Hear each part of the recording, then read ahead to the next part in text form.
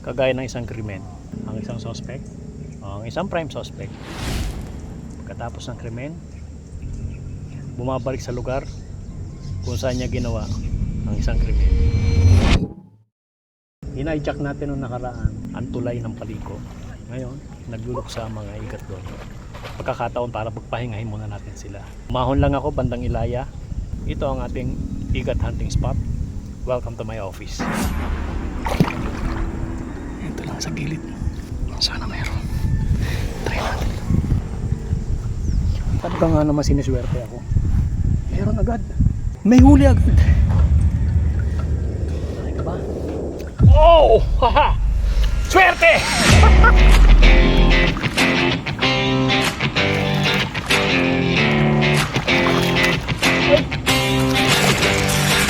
Wala!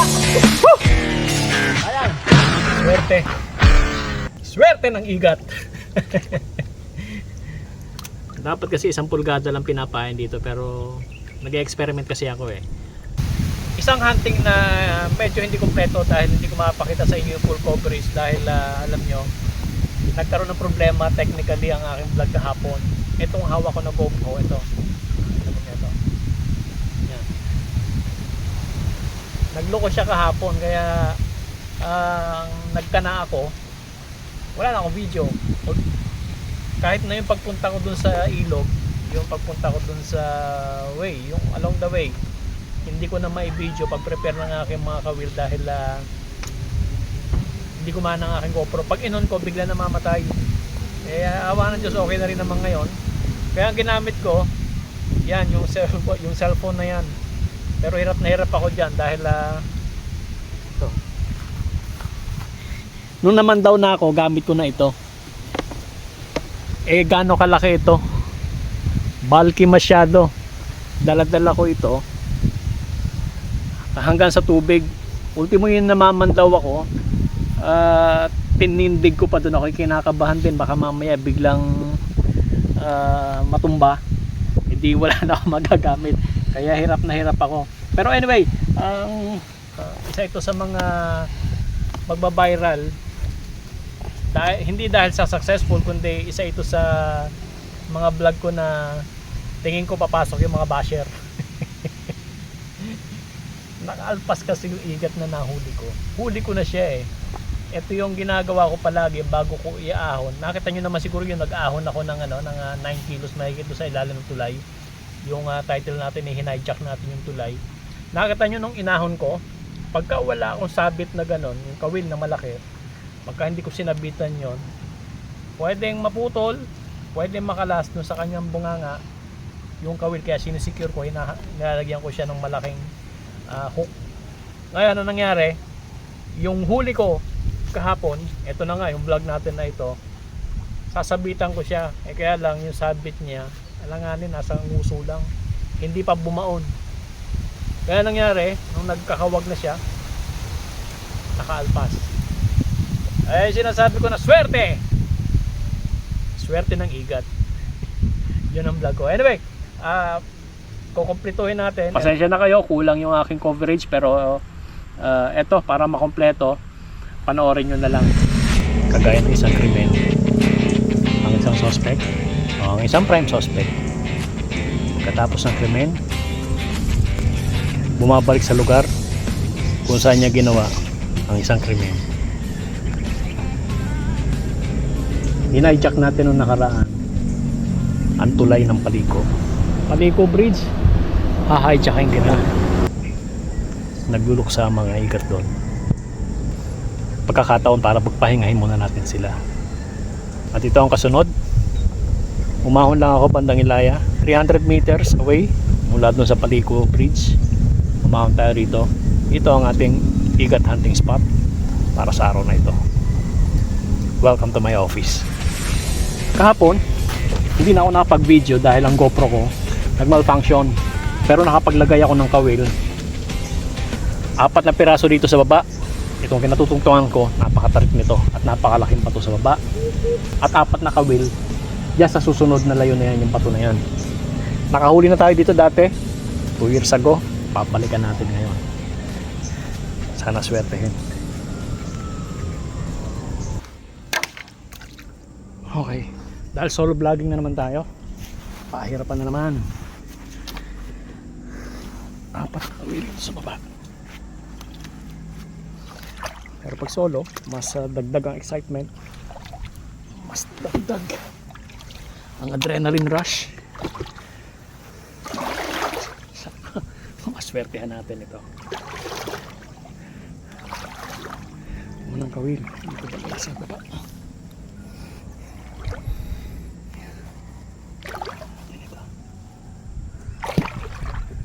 Ito lang sa gilid.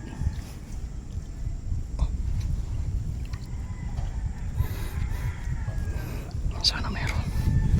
Try natin.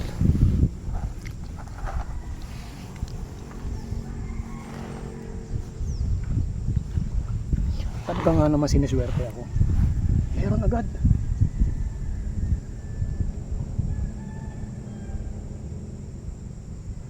May huli agad. May huli na naman. Ayusin lang natin ito. Itindig ko lang.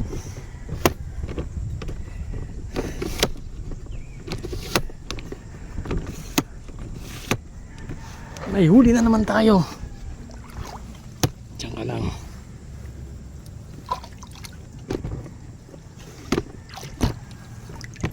Paano ba kita ititindig?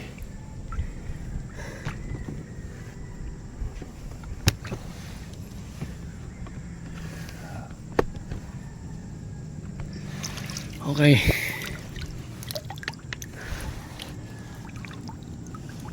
Pasensya na kayo ha. Wala tayong cameraman. Sana huwag ka matumba. Sana matumba. Kuhanin mo na. Swertihan na lang ito.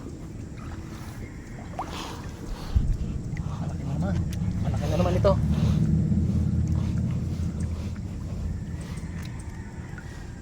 Malaki ka ba? Oh! Haha! Swerte! Malaki na naman ito. Oh. Ow! Woo! Swerte! Unang kawil, meron agad. Medyo alanganin ang sabit niya, kaya sasabitan natin ang ating hook na malaki. May huli agad.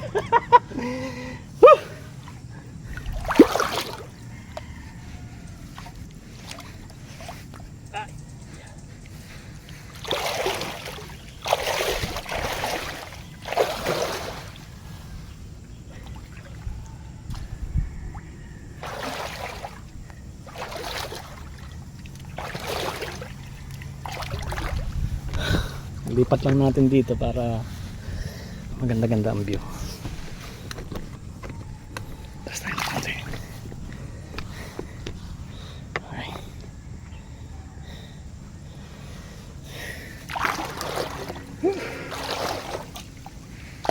Maliit lang. Mga 3 siguro, 3-4 kilo. Nasiguro natin ang hook bago natin i-ahon. Mahirap na, baka mamaya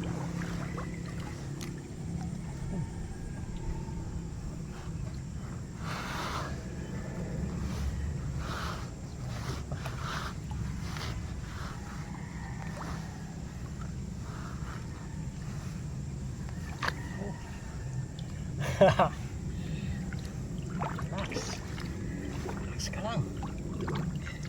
Delikado pa lang sabit, nasa ano lang, nasa nguso lang. Malaki kasi yung kiwit na pinain ko eh, kaya hindi niya malunok basta.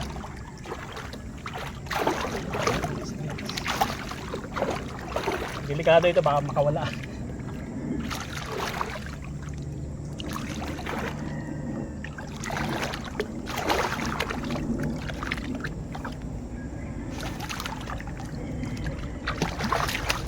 Ay!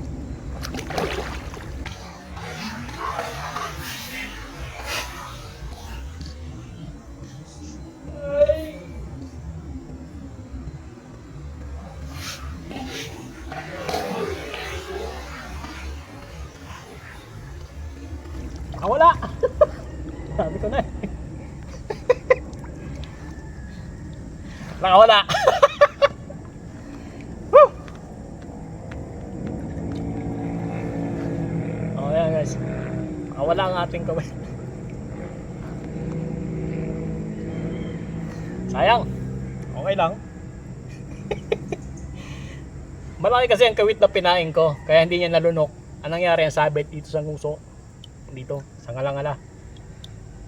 Eh, hindi naman natin basta-basta pwedeng iahon ng ganon. Hihilahin natin, magpupumiglas yun, mas lalong delikado. Pero anyway, okay lang. Ang igat na yun, lalaki pa yun. Sorry ah. Sorry, pero gano'n talagang hunting. Hindi tayo dapat manghinayang. Sayang. Nasabitan ko agad yun, di nahuhuli natin. Anyway, mga ano lang naman yun, less than 3 kilos siguro. Huhulihin pa natin yung palalakihin pa natin. Puntahan pa natin yung 3 kawil. Woo! Sayang.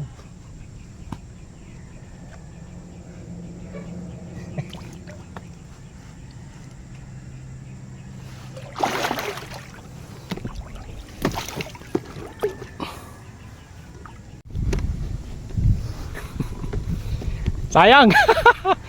Woo! Sayang. Pero anyway, meron pa naman tayong 3 doon. May 3 pa. Bukan natin. Tsempohan natin. Okay lang. Maliit lang yun eh. Nasa kulang-kulang 3 kilo. Palalakihin pa natin. Malay mo kumagat ulit siya sa susunod. Marami pang malalaki dito. Asan ka na? Susunod na kawil natin. Ito.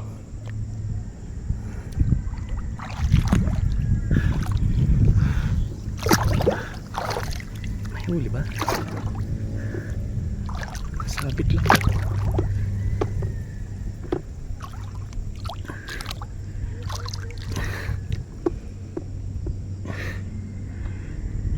Sabit.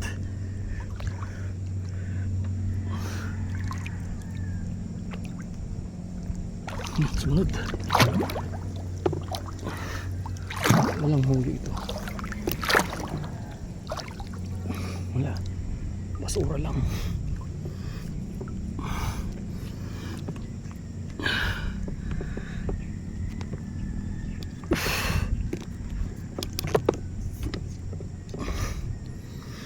Next kawil. Puntahan natin doon.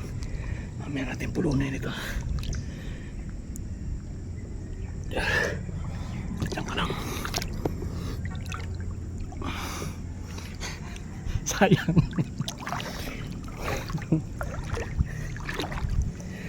Sayang. Ano tayong 2 doon?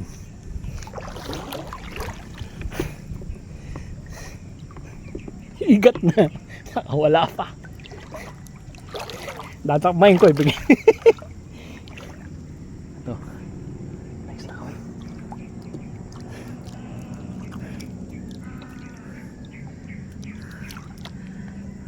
Walang sign na may huli ka ba? Wala.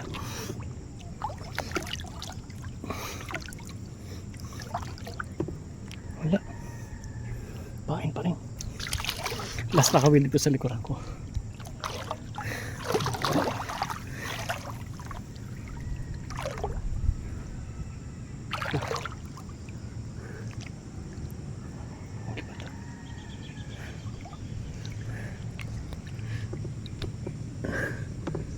Huli ka ba? Wala rin. Bokya. Bokya. Anyway. Okay lang. Sayang ah. Oh, kiwit pa rin. Malalaki kasi mga kiwit na pinain ko eh. Hindi nila kayang lunukin kaya ang sabit nila nasa ngalang-ngala lang. Pero okay lang.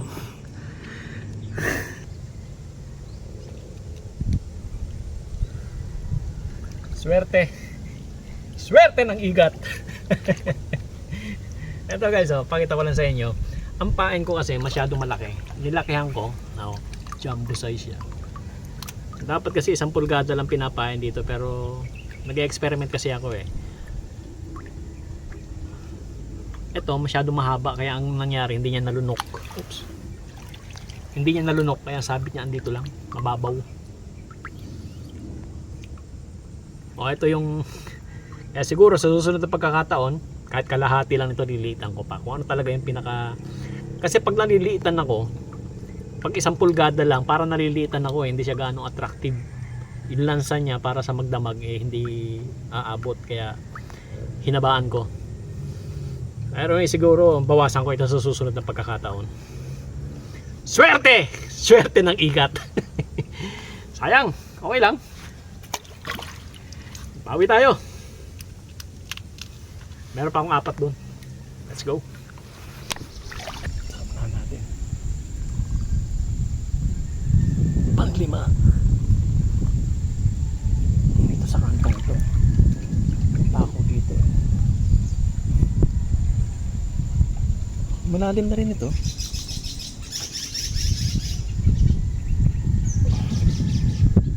Let's try.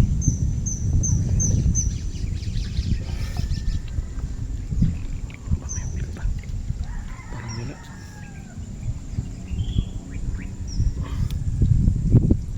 Wala.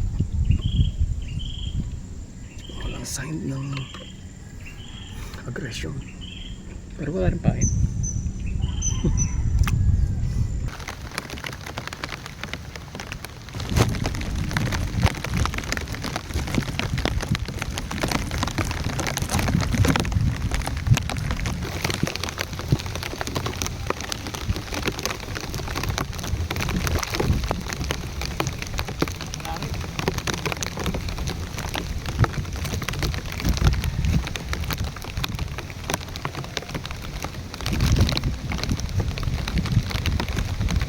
So, umuwi ako, wala akong huli.